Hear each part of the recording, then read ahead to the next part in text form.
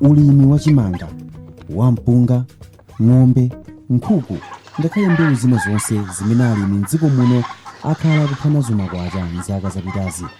Koma bwanji ulimi wa sungwe? Takhala tikunena mu programu ino kuti ngati dziko limene limadalira kwambiri ulimi pa chuma chake, dziko la Malawi likuyenera kulimbikitsa ulimi wa mbewu komanso ziweto zosiyanasiyana kuti lizipeza phindu lokwanira kudzera mu ulimi. Kulimbikitsa ulimi wa mbewu zosiyanasiyana kulinso ndi ubwino wina kupatula kupeza ndalama. Apatu tikukamba za kusintha kwa nyengo kumene kwatsitsa phindu limene alimi m'dziko muno akhala akupeza kuchokera ku ulimi wa mbewu zina. Makono alimi akhala akulimbikitsidwa kuti azilima mbewu zopirira kuchilala monga chinangwa ndi mbatata, kungotchulapo zochepa chabe ngati akufuna kupitirira kupha makwacha ndi ulimi. Imodzi mwa mbewu zopirira kuchilala komanso imene alimi angasimbe nayo lokoma ndi mbewu ya sungwe. Ndine Eric Nsikiti ndipo lero ndikutengerani kukasunjula Bamboo Farm kukasiya mboma la Lilongwe kumene ulimi wa sungwe wapereka mwayi wa ntchito kwa anthu mazana kupatula kubweretsa phindu la dzaoneni kwa eni ake amundawu.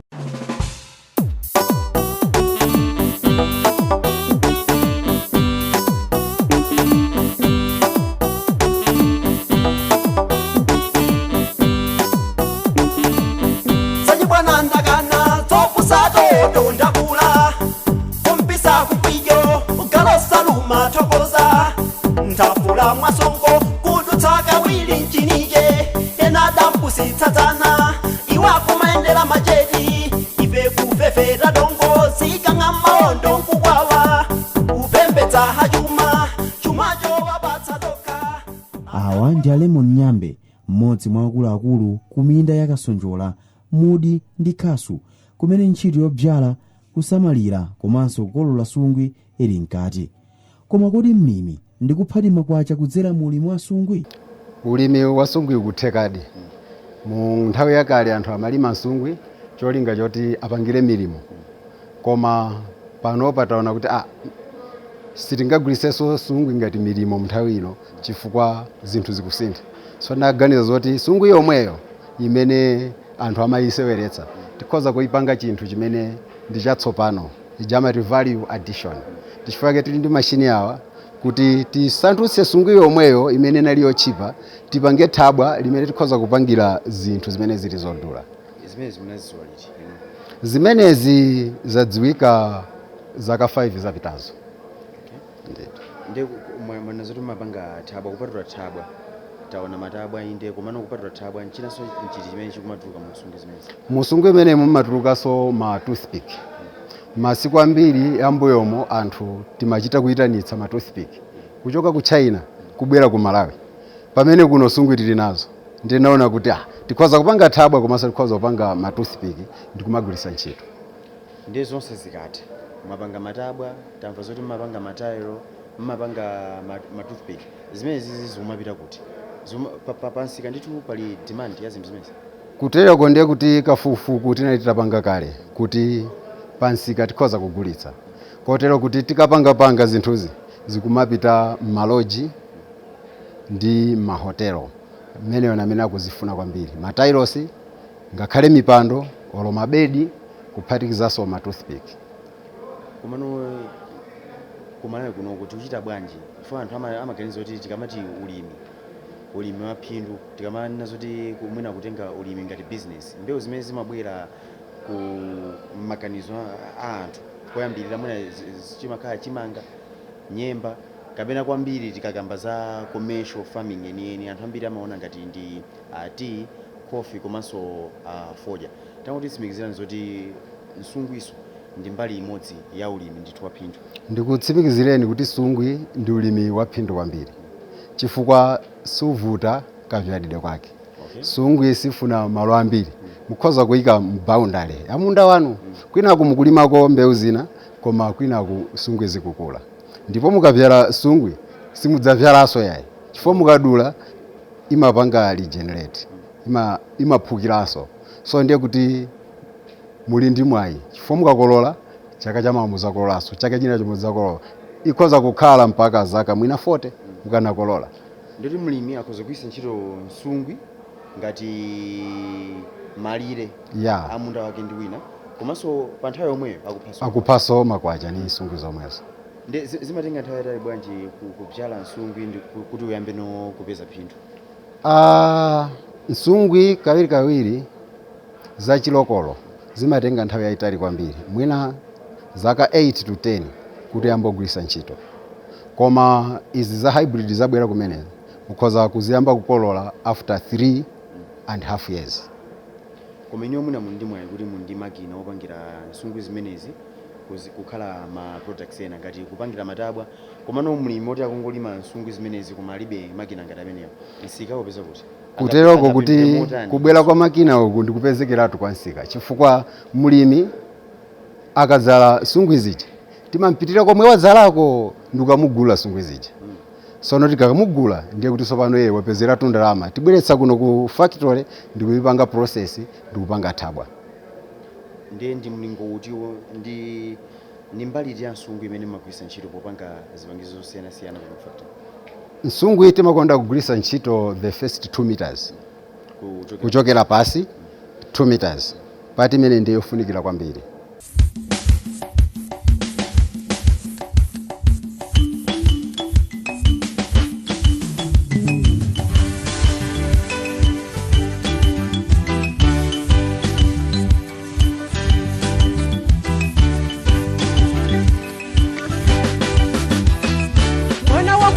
Mwana wa kwatu tabwera ndafuna ndikukuze. Mwana wa kwatu tabwera ndafuna ndikukuze. Msingu wako wasizigwirizana ndi malo omwe ukupezeka. Msingu wako wasizigwirizana ndi malo omwe ukupezeka. Mwana iwe wataika, mwana iwe wataika, mwana iwe wataika, ndafuna ndikukuze.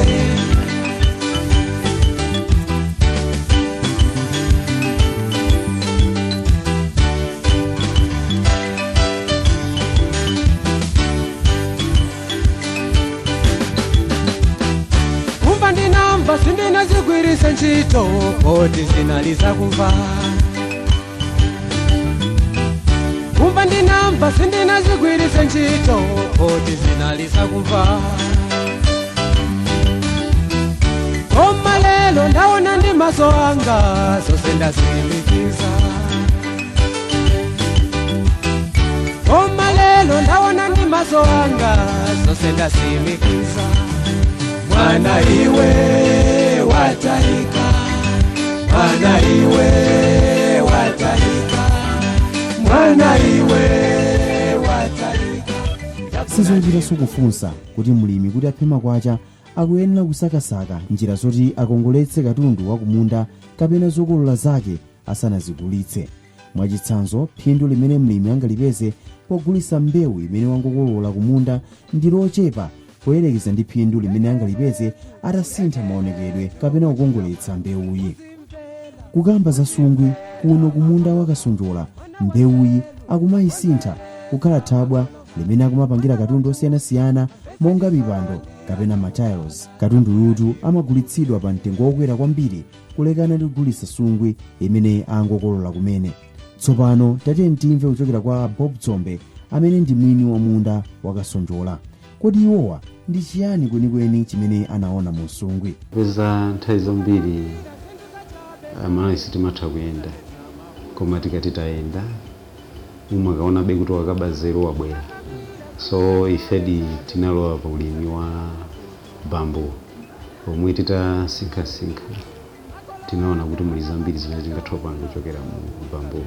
Bambu imapanga zinthu zambiri, imapanga matabwa pomwe timatha kupangira chilichonse ngati mmene mukuonera mibedi, matiles kumene fandu zota ambiri tikati matiles tangolowerera izi zopangira kuchokera ku miyala, koma matiles amapangidwa kuchokera even ku wood yomwenso bambu nayo ikukwanitsa mapanga ndithu yokongola kwambiri. I think ngati munaona bwino mwaonetsa kuti zikuoneka choncho. Ya timapanganso ma toothpick kuchokera ku bambu, timapangaso ma flyers which is mphasa yomwenso amatha kukhala makatani. So mwazi ochepa zimene bambo imatha kupanga ndi zimene. Choyambirira tikhoza kunena kuti ndi maganizo omwe akuchokera kwa abambo athu amene nthawi imeneyo ataona kuti kugula famu chinthu chofunikira, ndi atagula famu kunaoneka kuti anaona kuti muli Sungwi. Ndi popeza tinagula famu yoti muli kale Sungwi, tinayamboganiza kuti kodi daily tumangomva kuti akufuna aba Sungwi ate kodi tingatani nazo kuti tioneke kuti zitipindulire. Ndi chifukwa choti nawonso amayendayenda kwambiri, anakaona ku Taiwan, ona mmene akuyitembenuzira Sungwi kufika ku zinthu zosiyanasiyana, ndi pamene anaona kuti I think sinalakwitsa kugula famu yoti muli Sungwi. Ndi momwe tinakwanitsa kugula machiniyo kubwera nawo, ndi pano patikusangala kuti ayi Sungwi ndiyofunika, ndi tikupanga zimenezi. Alimi ali oti akhoza kupanga ndithu phindu lambiri, chifukwa chimene chimativuta kwambiri timakhala tikuyang'ana chinthu chimene timafuna tijeretu, pamene Sungwi imakhala ngati ikusungira boundary, at the same time momwe tipange mpanda imakupangiranso kampanda, koma patsogolo madzagulitsa nkupeza kuti wapangaso ndalama on top of pa zinthu zimene umatani kale umapanga kale. So ndikhoza kunena kuti muli phindu lochuluka. Ifeyo timatsagula market yathu, timalola mulimi ikakhala kuti ali ndi Sungwi zoti ife tikhoza kukwanitsa kugula, timamulola abwere kuti adzatenge mnyamata amene akathe kumuonera kuti Sungwi zakezo ndi imene ife tikufunira zikugwirizana. Zikagwirizana then pamakhala mgwirizano kuti timagulana.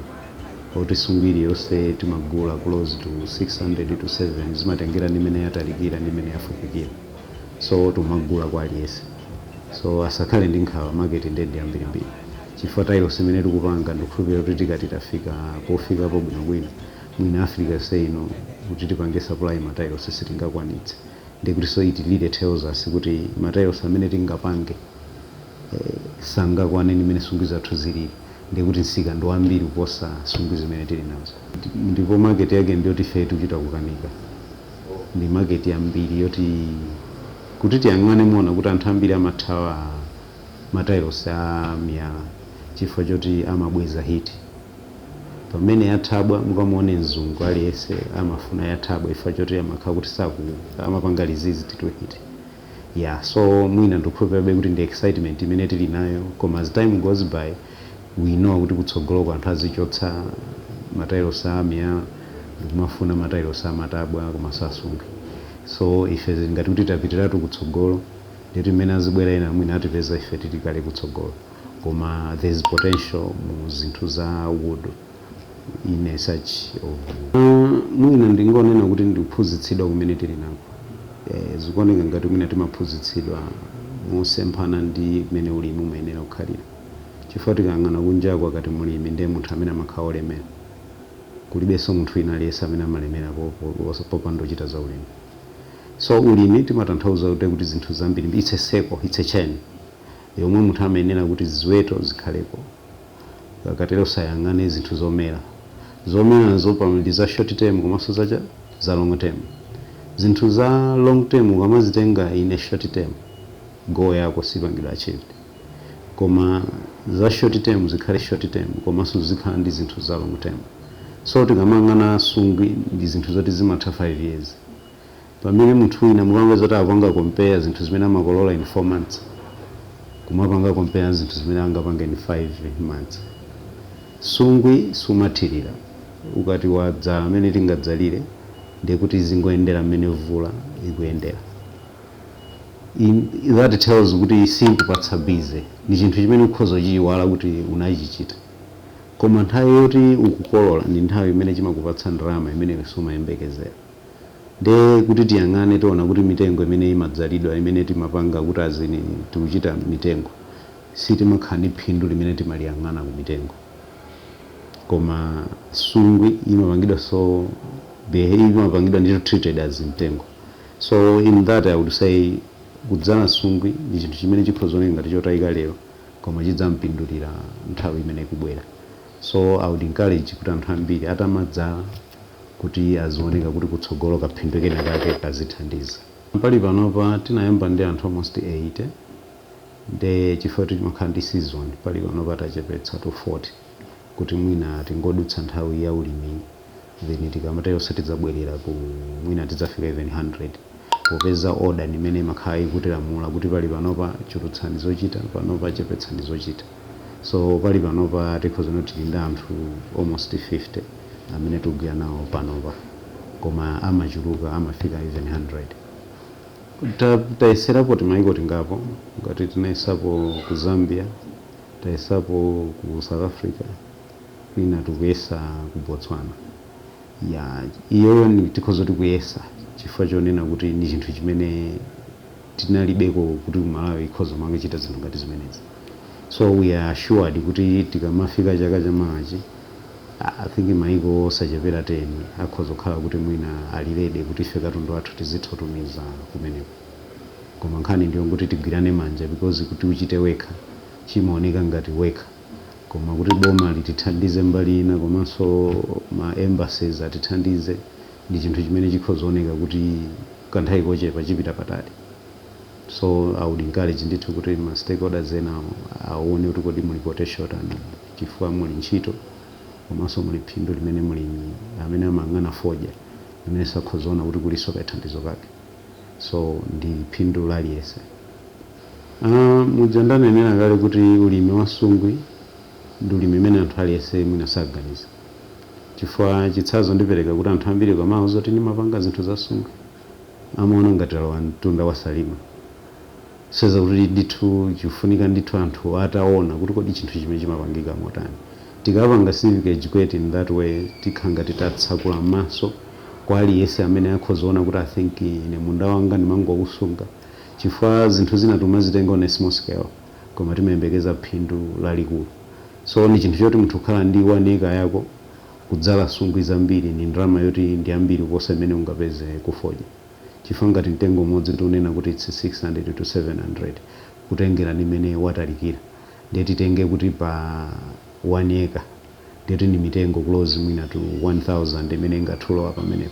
Ndiye kuti muchite ma simple mathematics yoti 1000 multiply by 700 muona kuti you are talking of 7 chakuti million. In 5 years you are able to make that. Koma unalibe bize yoti umakathirira umakatani zimangomera zokha iwe nkhani yakulu nungozisamalira kuti musakhale zina zozipinga. So I think ni nkhani ngoona kuti kodi tingathandizane bwanji ngati Malawi tokha.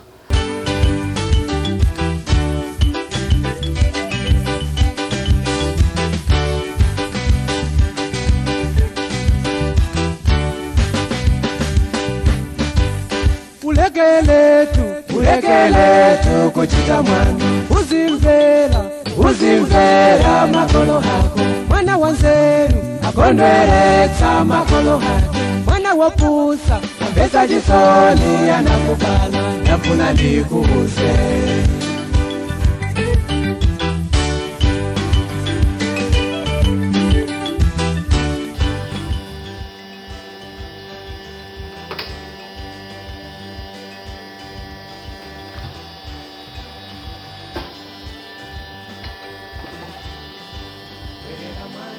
Stage imene ndi kuti tadinda matailosi athu aja tsopano tifuna tiwaphule tiwachotsepo pa machine athuwa timapanga motere.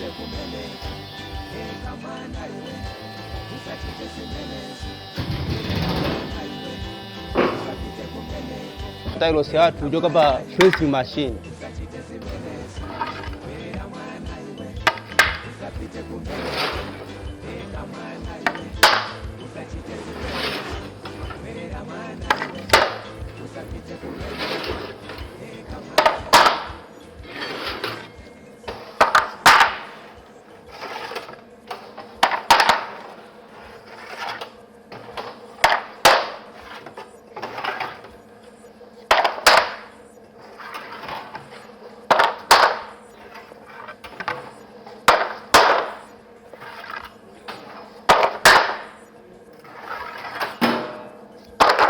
Apa tamaliza kutsitsa matailosi athu pa pressing machine ndiye timayika pa padera choncho kuti apole. Akapola timayika m'masitandi anga amene muwaonera apa ndi kuti tsopano apola timayika m'masitandi anga amene tayikira choncho. Zikachoka apa ndi kuti zimapita pa aging machine. Aging machine ndi machine yawa tiwaona ali pafupiwa kuti akasalaze akasalaza akapange straight matabwa athu akhale straight. Zikachoka pamenepo timapitanso pa machine enawo akulu awo amene amapanga grooving female and male parts of the tyros. Tikachoka pamenepo yes kumakhala kwina kwa kukazi kwina kwa kumuna kuti tyros yathu ija ikamalizika zizikalowana bwino kwambiri letu. Tikachoka pamenepo timakapanganso grooving mulifupi pali machine amene amapanga grooving mulifupi umu ukupanganso female and male parts kuti tikajoinitsa choncho azilowananso bwino matyros athu aja letu mazimakhalira kuno kubakupata.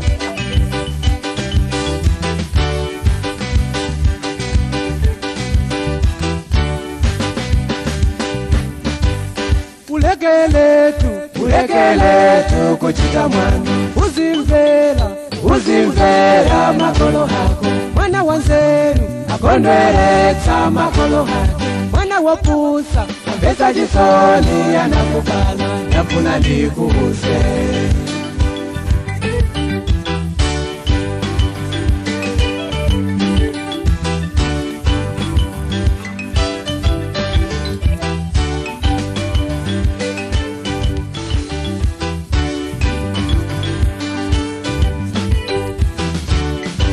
Werera mwana iwe usapite kumeneko, eka mwana iwe usachite zimenezo. Werera mwana